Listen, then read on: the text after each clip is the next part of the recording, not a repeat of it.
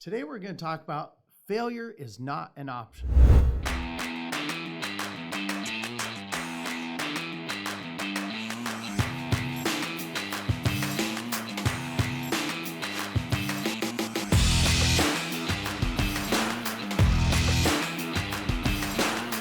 Remember, we're putting 2021 behind us. By no means do I ever have anything in 2021 that I was like, oh man, I wish I wouldn't have went through that. Sure. Because even the most challenging situations help you grow if you approach it from the right way. The greatest setbacks can be your greatest setups. I'm so tired of that saying. It's been so used. Every preacher, every motivational speaker, greatest setbacks could be your greatest setups. Okay. Anyway. Okay, let's not. Somebody hasn't heard that, and they're like, "Whoa!" Writing it down. And then I just destroyed that. Whoa. Yeah. Okay. Failure is not an option, though, Chad. You know, I always try and ask you when we're prepping content for podcasts. Mm-hmm. Is there something specific to your heart that you want to share, that you want to encourage agents with, that you feel like we need to hit on? And this time it was, you want to talk about failure is not an option. And you've been wearing your shirt for the past few weeks too. Yep. I have washed it, just so you know. I'm not convinced. You're wearing the same shirt too. I love this shirt. I wear this shirt all the time. I know you do. What was I saying? Golly. About failure not being on. You failed. Yeah, you failed. Way to go. Okay. Apparently it was an option. But he keeps going, so he's not failing. He did need some help, but he. Oh, no. Oh, here's another old saying for you. You don't fail unless you stop trying. Yeah. That's another one. Yeah, but I still say that true. You only fail when you give up, and that is true, or you die. One of the two. Because I. So wait, what you're saying, if that constitutes failure. But then I'm in heaven, so I didn't fail. Yeah, I was going to say, if that constitutes failure, then every single person's last act of living is failure. If death is failure. If you cost it yourself. Okay. That's why I'm trying to be careful nowadays as I get older to not do stupid stuff. You know, I don't want to stand before God and go, I told you not to climb on that. Well, the view was so good from there. Yeah. Anyway, so why'd you want to hit on this though? Like, I want to start the year off right. I want people to get that mindset. Failure's not an option, and I'm going to hit some very sensitive areas. Mm-hmm. But if you would never be overweight. Now, as someone that used to be 262 pounds, you would rarely have relationships, marriages, whatever fail. You'd rarely be in financial issues if you had that thought process. Failure is not an option. Mm-hmm. Why do I say that? My wife and I have been married for 28 years now, by the way. We just had our 20th anniversary. Happy belated anniversary. Yeah, she stuck with me the entire time. Not only that, my wife, I'm going to do a shout out. I mean, she is literally the best thing that has ever happened to me in my life next to Christ. And the reason why I say that is because she stands by me even when we had some major challenging times. And our motto has always been, we never use the D word. We never talk about divorce. It's never an option. No matter what our challenges are, we will never give up on each other. We will never give up on our kids. We will never give up on our son-in-laws, even though they make it obvious an opportunity many times over and over again to test that. Oh yeah. But no, they don't. They're awesome. But failure is not an option. Anything that I know the Lord wants me to do, failure is not an option. There's nothing that can deter me from that direction. Now that doesn't mean I'm not going to get hit backwards or hit down. But I also surround myself with people that if I get hit so hard that I can't make it back up, they're right there going, hey, let me yank you back up here. Let me get you back on your feet. I mean, you're one of them.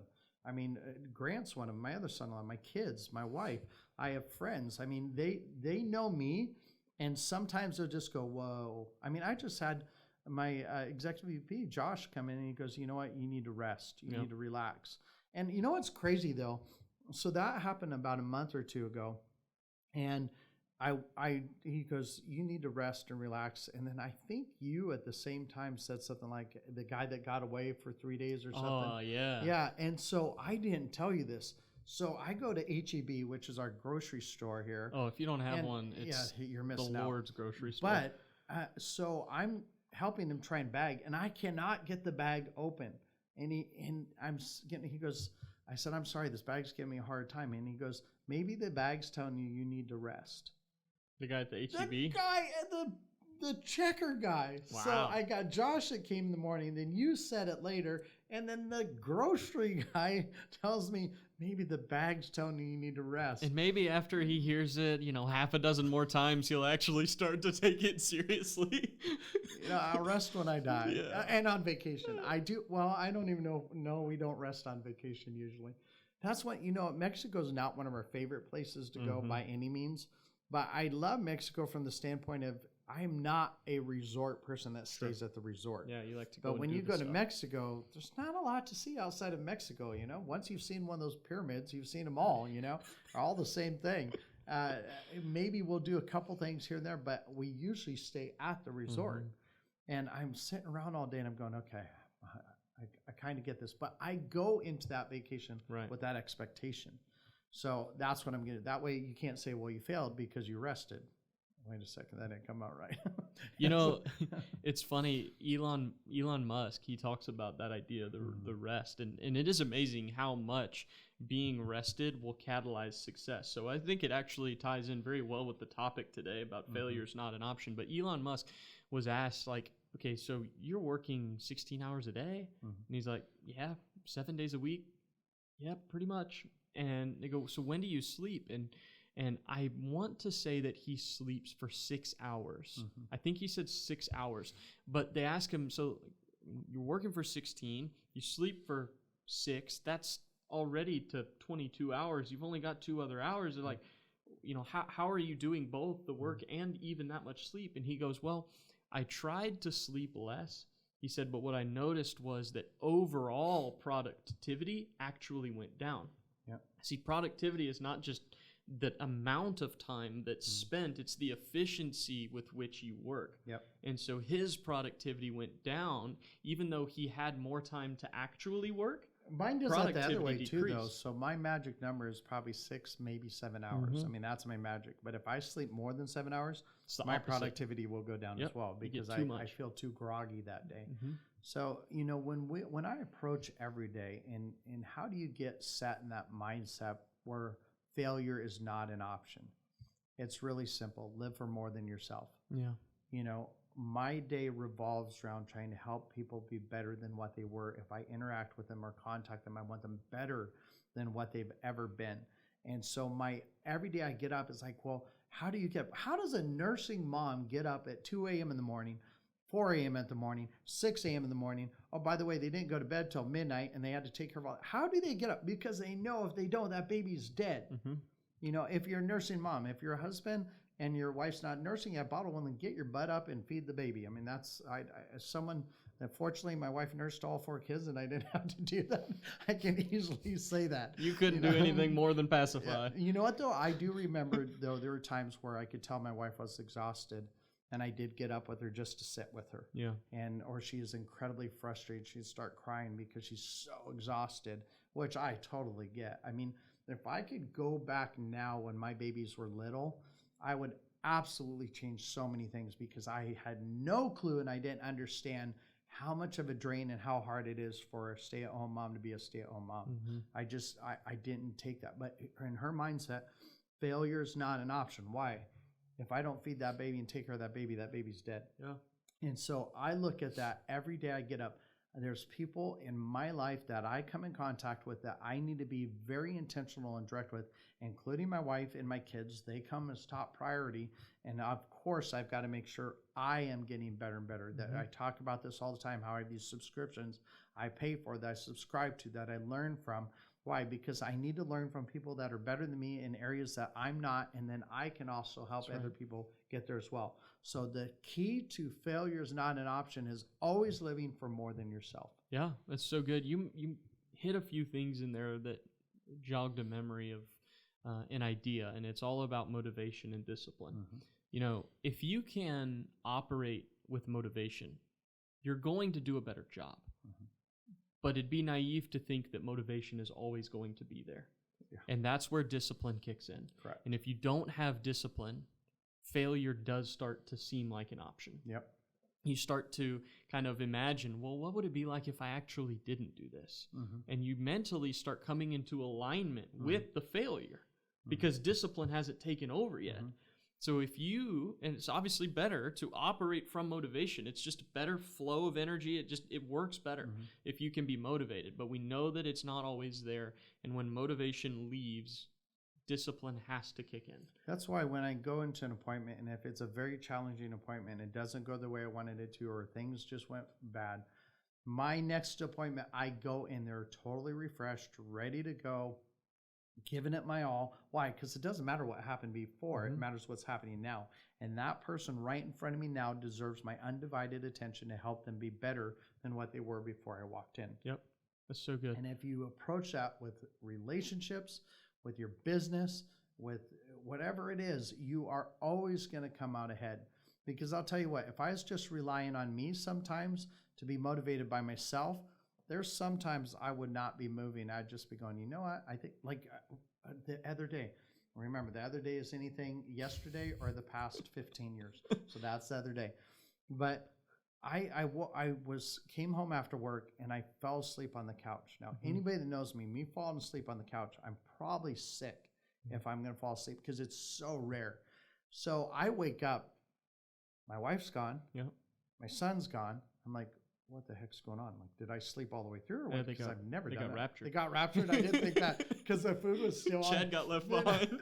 The food was still on the burner, and obviously it was off. But there's still food out, and my wife does not leave food out like that. And everything's like kind of normal. And I'm going, oh man, I should have been a better person because I'm stuck behind now. Oh my gosh. Starting to think that. But apparently, so my wife went out shopping with my son, and she said, yeah, Zach came downstairs and said, Dad's asleep on the couch. And then I guess Rachel went to Leilani and said, yeah, Dad's asleep on the couch. Because I don't do that. But I was just so tired from the day. And the reality is I could easily do that if I didn't have that drive of, I've got to keep pressing forward. And like I said, do you get tired? Absolutely you do. Do you get frustrated? Absolutely. Do you worry about things? Absolutely. But does it consume you? Or do you sit there and go, this is just another obstacle in front of me? Yeah. And there's certain obstacles in life that you need more momentum to get going. I prepare every day as a giant is going to pop up in front of me, and I'm ready to do that. You know, it's funny. Leilani and I were looking at this video last night, and this really cool Black Panther. You know, it's just, I would love to have one of those. That's the only kind of cat I ever agree with. It's got to be a Black Panther or bigger. You know, I don't know, lynx, I could do a lynx too, or jaguar. Are you talking about to own? Yeah, to own, absolutely. Like Mike Tyson? And she goes, yeah, but you know what? I said, I could have that. And she goes, or it could have you, and it could eat you. And I said, no, David killed the lion and the bear to prepare him for the giant. This cat would just be another obstacle that I just have to kill.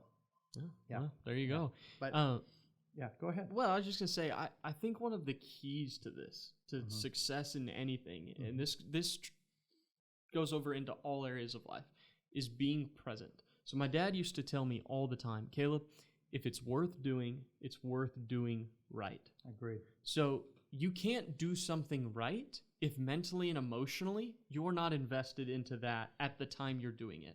So the thought process is, if I come into work at 8 o'clock and office hours don't start till 9 and I'm here for that hour, but mentally I'm not here, I might as well not be here. Might as well not. I might as well be at home doing something totally different or wherever my brain is. It's like you've got to be on wherever you are to be on. If you're hanging out with family, be present with family. If you're resting, do what it takes to shut everything else off so that you can actually rest. I think that it's a figment of imagination to think that we can get the reward of something, but just simply by doing it without actually being present while we do it. I think this video Leilani showed me, it was this guy and girl, husband and wife sitting next to her, and she goes, repeat after me, and rest is for, and then you're supposed to say rest is for, and then people being healthy or being something like that. And the guy goes, for losers. So I was like, it's so good. But remember, here's an easy way to determine why failure is not an option. If you focus on things, failure doesn't mean anything because it's a thing. It's a thing. You know, if you fail to buy this car, if you fail to buy this house, it's a thing. If you fail on emotions, a relationship, that's now a person. So that's where I decipher, what am I going to hit really hard? And people ask, well, how big of a house do you want? I'm fine with what we have. I've always been fine with what we have. Yeah, content. Do I want more? Yes. Right. But why do I want more? I want a big ranch where my kids can build homes on wherever they want. They don't have to be right by us, but you know, they can build their homes wherever they want, and they can have that freedom to do whatever they want on that area. I want the relationship side where my little grandkid could take his little 4x4 Ford truck and drive over, and my little Chevrolet. daughter could do the same thing in a Ford truck. Yeah, I am never buying a toy that says Chevy on it. I can assure you that. But anyway, I do like Chevy trucks. They do look sharp. I'll go back. You to just the don't like the wheel wells. It's a sissy wheel wells.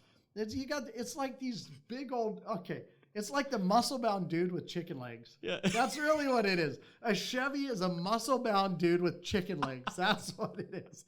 That's what it comes down to. That's so funny. So we're gonna leave you on that note. For failure is not an option. But once again, we want you to start 2022 strong.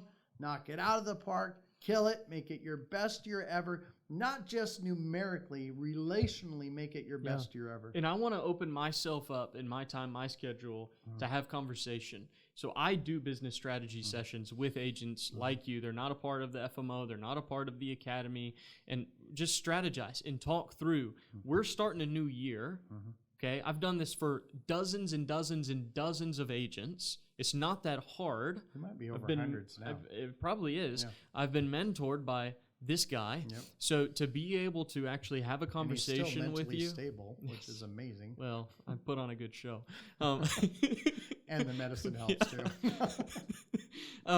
But to have that conversation and really line out a good strategy plan for your 2022, I would count that an absolute honor to get to have that conversation and speak into your business. So. And of course, we are going to keep for 2022 the famous saying of happy selling.